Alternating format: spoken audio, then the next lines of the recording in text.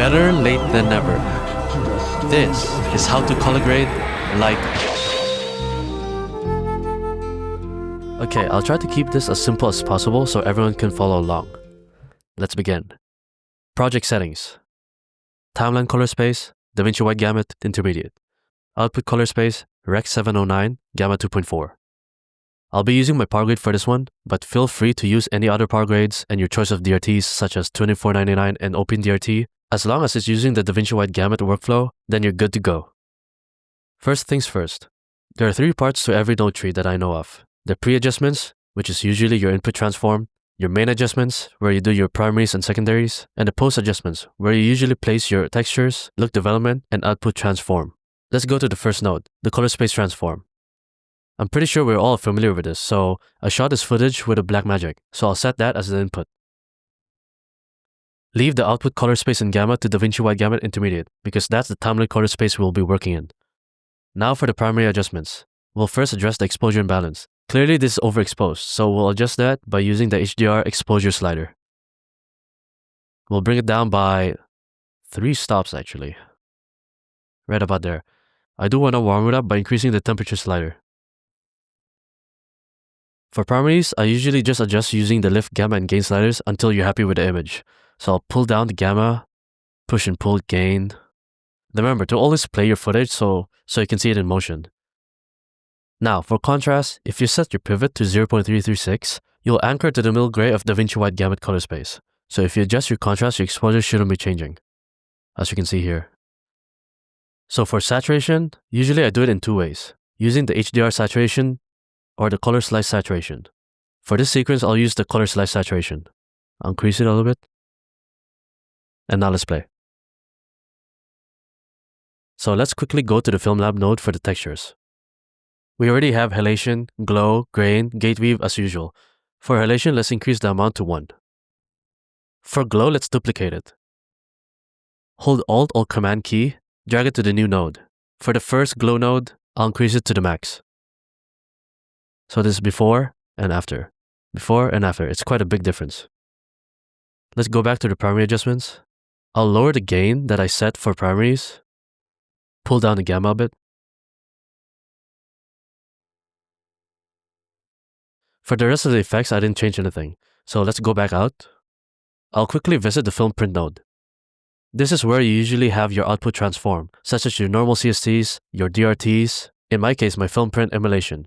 If you're also trying to build a look around a scene, this is where you do your look development. But ultimately, this is where your output transforms are in.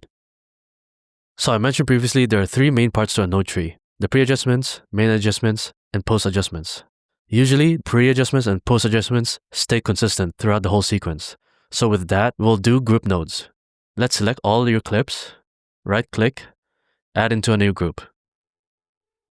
Let's label that. Let's save a still for the shot we just adjusted. Right-click and grab still. You'll see why in a minute. After adding your clips to a group, you'll have 3 new pages above your node graph. Your group pre-clip, your clip page, your group post-clip, and timeline. But we won't be using timeline, so we'll skip this one. So let's go back to the clip page. Let's remove the first node and the last few nodes, and keep your main adjustment nodes. Go to group pre-clip, apply the still you just saved. This time, remove everything except your first node, which is your input transform.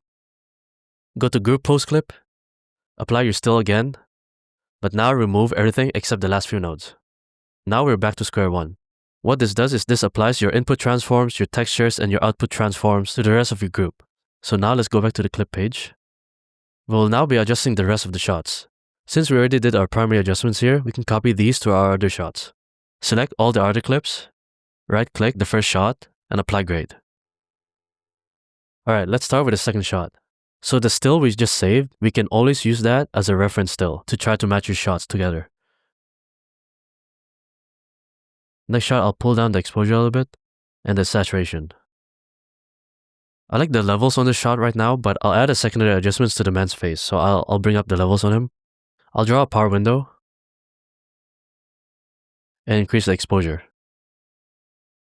I'll also probably decrease the saturation, so it's not looking too warm. Before, after, before, after. For the next shot, it's looking real warm, so let's cool it down a ton by bringing down the temperature. I'll also start bringing down the blue saturation on this using color slice. I want to balance the image a little bit and focus on the two characters, so let's add a secondary adjustment and quickly draw a garbage mask. Just a rough one, doesn't have to be perfect. Feather it, bring down the saturation, cool it down, bring some green tints to it. Next shot, I'll increase the exposure here, decrease the contrast. Again, I'll use the still that we saved as a reference. For the next shot, I adjust the exposure, decrease the contrast. The lights here are changing a little bit, so it's up to me if I want to warm it up or cool it down. I think I'll warm it up, because the next shot is a little bit warm too, as you can see here.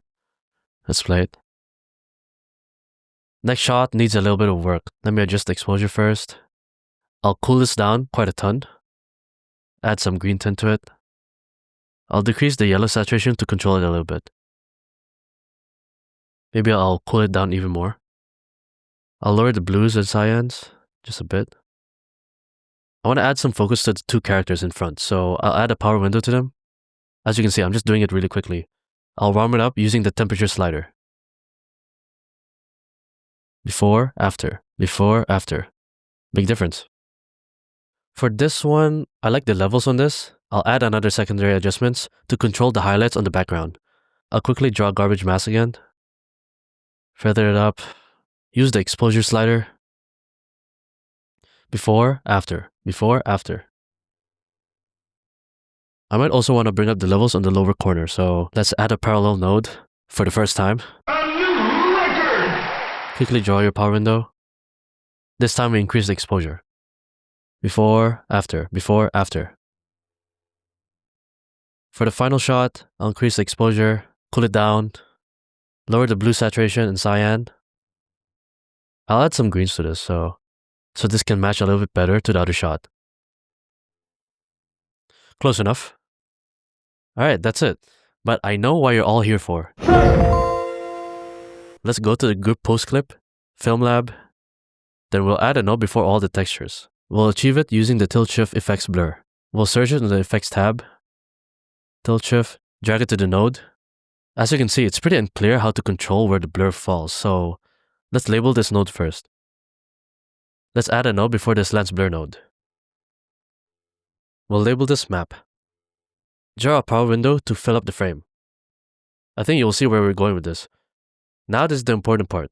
Connect this node's alpha output to the lens blur second key input.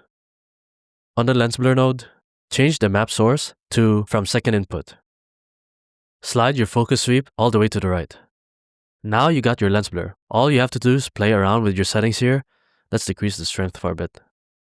And for the map node, you can move your mask around and place where you want your blur to be. Before, after, before, after. And this is the final video.